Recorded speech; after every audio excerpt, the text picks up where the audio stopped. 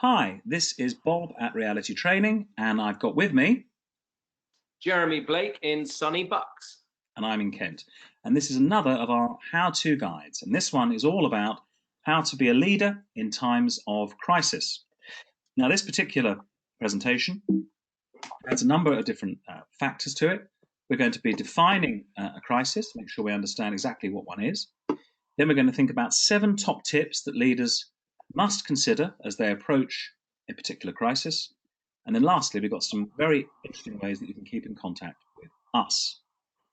So, a crisis defined. It is a crucial or decisive moment, a turning point, a time of difficulty or distress, an emergency. So I think that very much gives us exactly what we're going through here at the moment.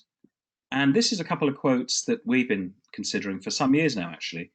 First of all, leadership is only truly learnt in adversity.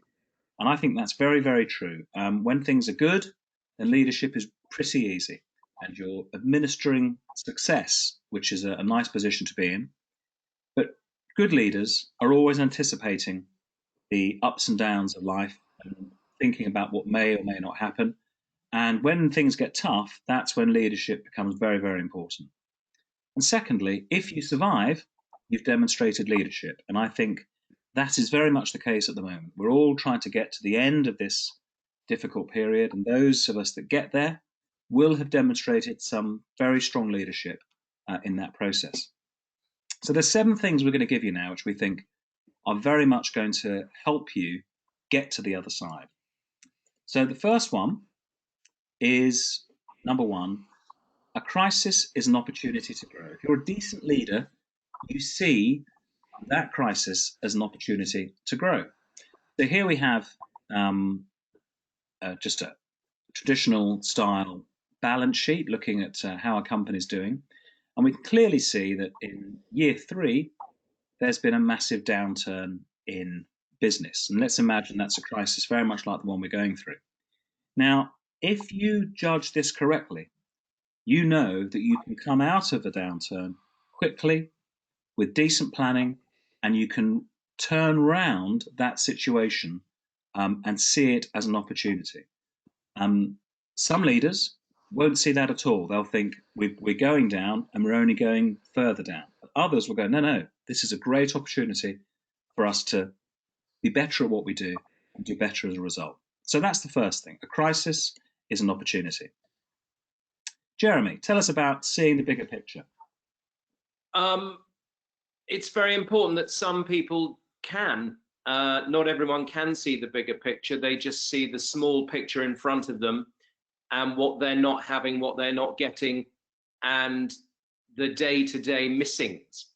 And you've got to move away from this as time expands, which it is, because tomorrow we're coming to the end of the first week of this, and there's going to be some more weeks. It's so important that you step back and you see, hold on, this isn't just me and my little life. My industry is changing, my marketplace is changing, consumers, my business buyers are going to change what they need. The whole of the bigger picture is changing, and it's important right now you realize that your role in part of the big picture is to stay at home. It's to protect the NHS, and by doing that you save lives. That is the biggest picture that you should be focusing on right now.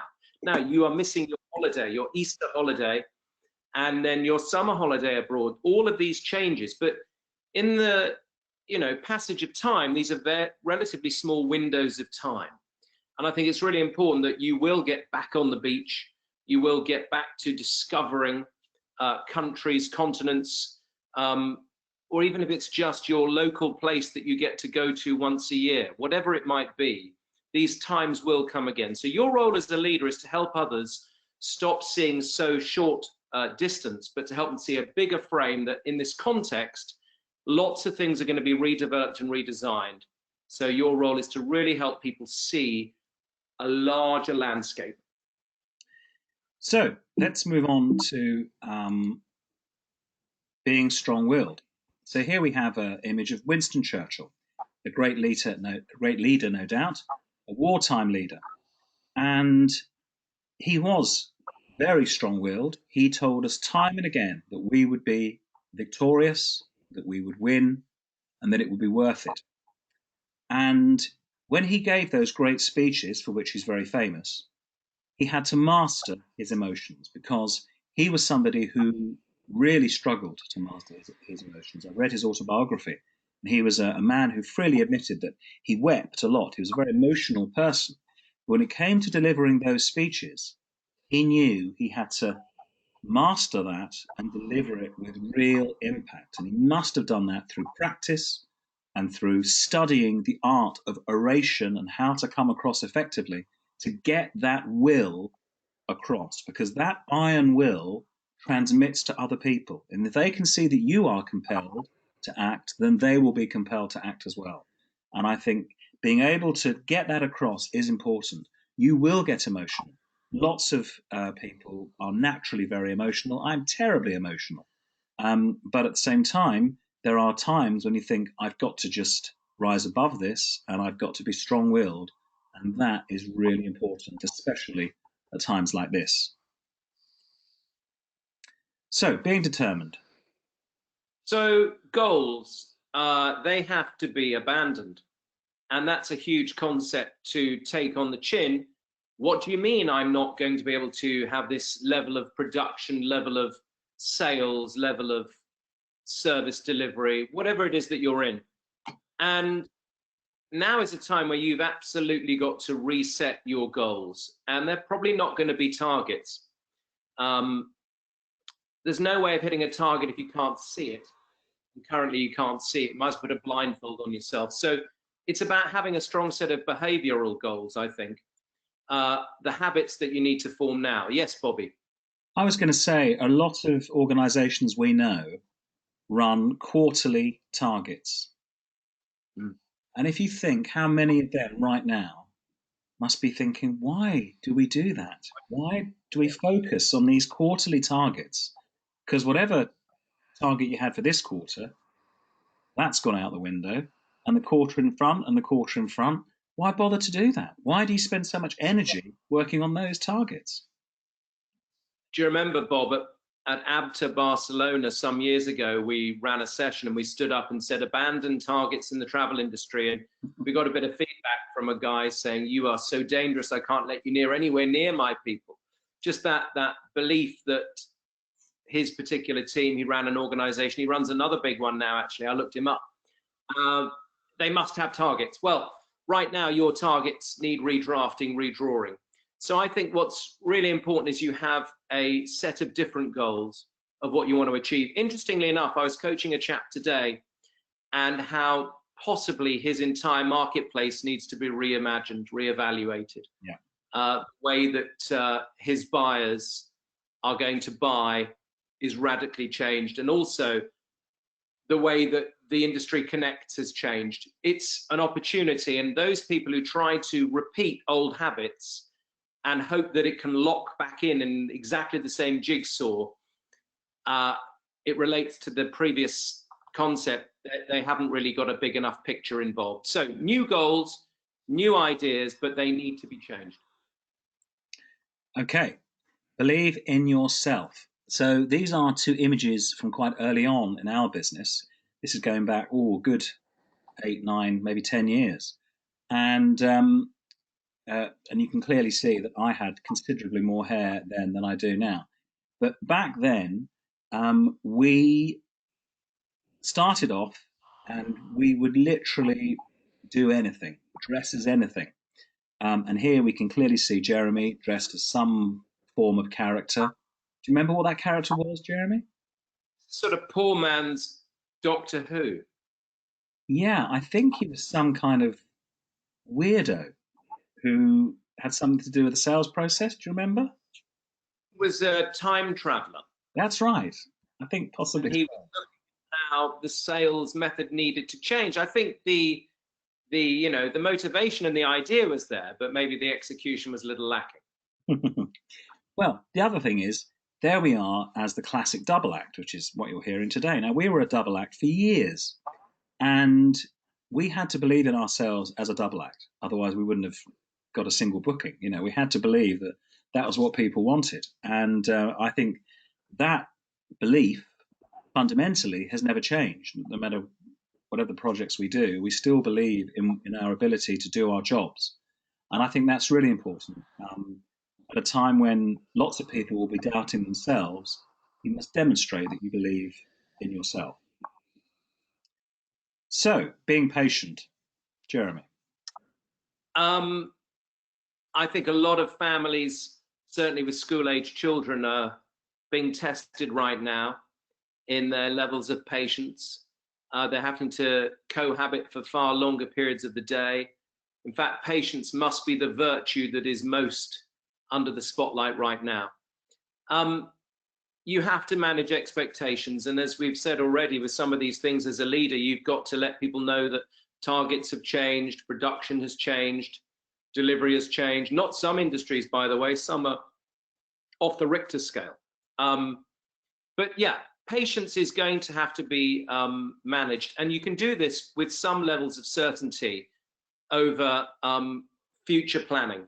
And that will help that things will happen. But if you're expecting lots of things to happen, perhaps in your career development, then that needs to change. If you are about to take on a new role, new position, how you manage now and how you deal with the role you're in right now is actually work that you're doing for the future. I know that sounds strange, but how well you handle now and your patience and resilience over this period of time now means that you're learning and in a better position to, strategize, take new goals, new actions in the future. So doing the best possible job that you can in your current position and being patient over what you can control and what you can affect is really what you should do as a leader, modeling that behavior to all the people that you lead and inspire, that they follow suit. You were going to add, Bob?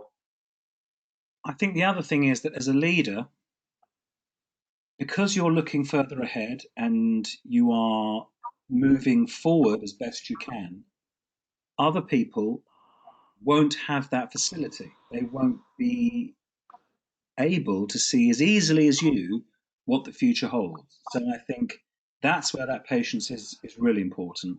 And going back to that thing about looking at your goals and changing them, managing expectations into shorter term goals, even if it's a week, a few days, is going to help people to understand that patience is important.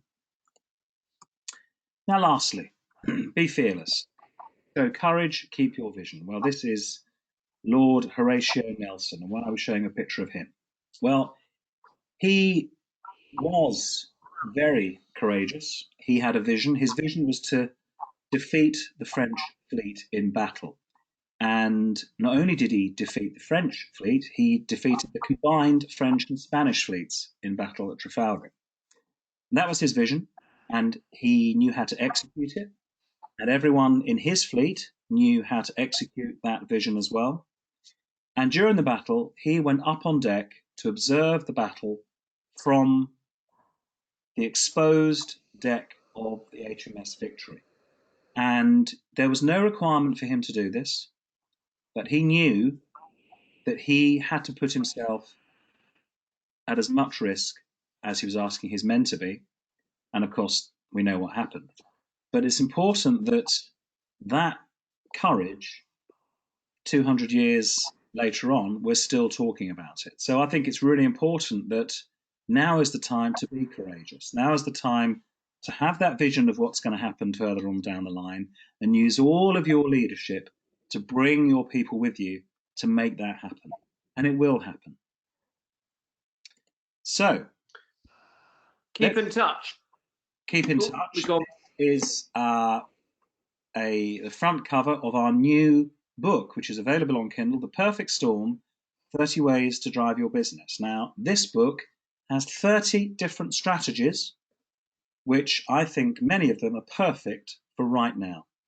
Because there's going to be things there that you used to do and stop doing, or that you've never thought of doing and could start doing. So there's some really good tips and ideas in here.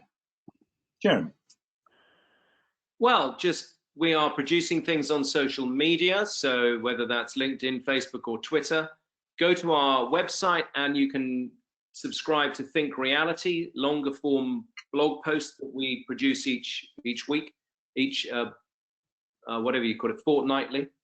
And we are offering currently coaching on Fridays, and we're having a number of people more, it's increasing now, coming in, taking their slots. So it's not going to be that you're going to have a whole series with us, because that would be a fuller commitment, but we can certainly work with you over a few sessions to help you, whether you're a leader or an individual in an organization.